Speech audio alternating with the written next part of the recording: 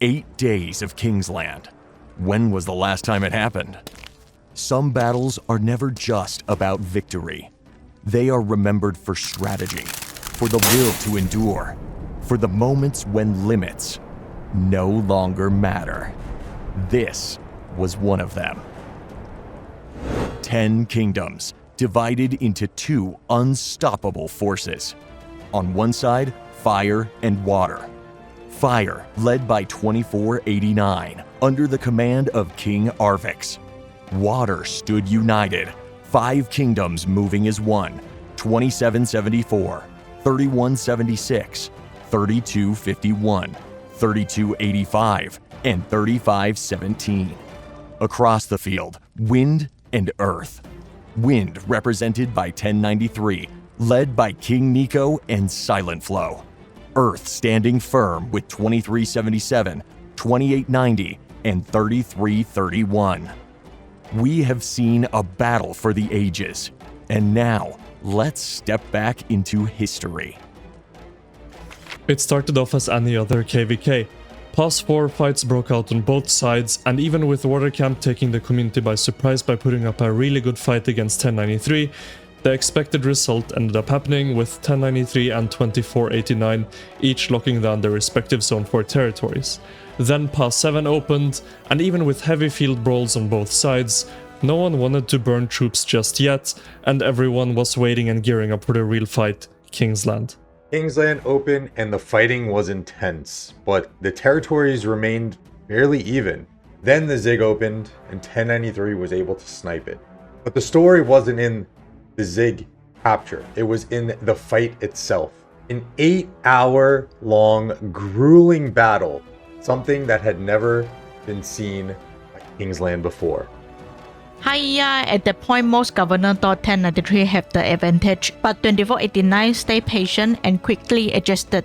They avoided a direct clash and opened a new front from Watercamp, pushing forward alongside water and putting a constant pressure on Earth. The attacks were brutal, squeezing out Earth's camp space in Kingsland and even pushing them out of some areas. At the same time, Earth camp lost both Pass 8 and were pushed back to a tiny pocket of a territory. Every attack, every counter, every move could change the tide, making it a spectacle no one could take their eyes off. Some people might say that taking the Ziggurat is in a way a double-edged sword, because on the one hand, you're holding the key objective, the thing that everybody is fighting for and putting everything on the line for. But on the other side, we're holding the key objective. We've got the thing that everybody's putting everything on the line for. Some might even joke that in a way the Zig is cursed in this regard, because you take the Zig and then you lose Kingsland ground. How does that work? But personally, I don't know anything about curses, so, people can say it's cursed, but that's silly. Earth camp got pushed out of Kingsland, and the confidence was starting to fade. They were able to start initiating some small strikes onto the passes to keep what little of the confidence up within their camp. Now, as more players logged on, Earth started to shift gears, and with 1093's help, they planted flags along the wind line and slowly pushed their way back into Kingsland. The Zig opened second time, and I don't even remember when was the last time that ever happened. Watercamp captured it and handed it over to 2489. But soon all sides were facing the same problem. Troops, resources, and speedups were running low. Keeping the front lines intact became a real challenge. However, 1093 held their ground throughout, supporting 2377 in regaining lost territory. Together, they mounted an unstoppable comeback and eventually secured a win. The battles told one side of the story. The numbers reveal the rest.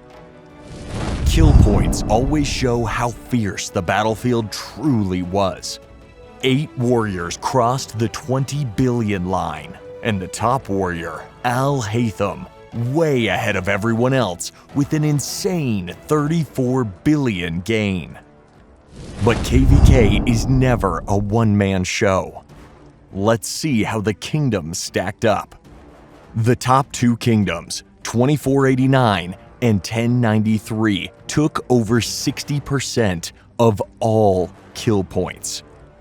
They ruled the battlefield. Behind those massive numbers were real sacrifices.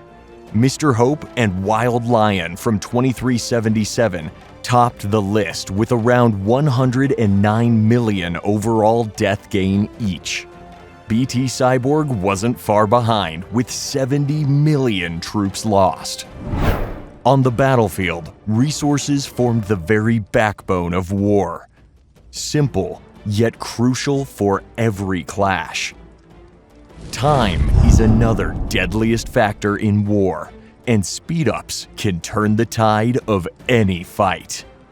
2,347,325 days of speed-ups were poured into Kingsland, fueling every battle across the battlefield. Legends were forged in this KVK, not by chance, but by courage. To every commander who led, every soldier who stood their ground, you left your mark. Honor to the brave, strength to the unyielding. Rest well. The war is never over.